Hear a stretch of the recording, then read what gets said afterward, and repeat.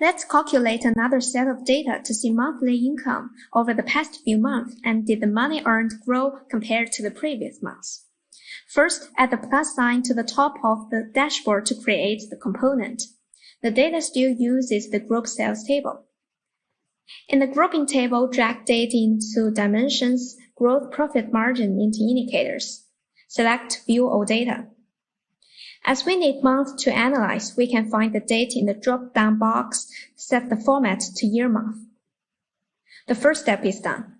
Then let's analyze the requirements. The requirement is actually the change in gross profit margin compared to the previous month, and the magnitude of the change. Then there is a formula called the change growth rate.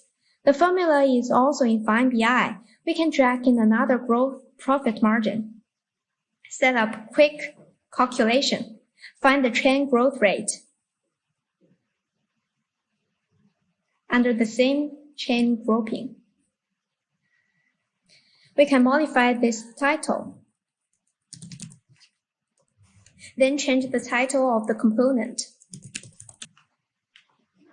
Now we've also completed this analysis.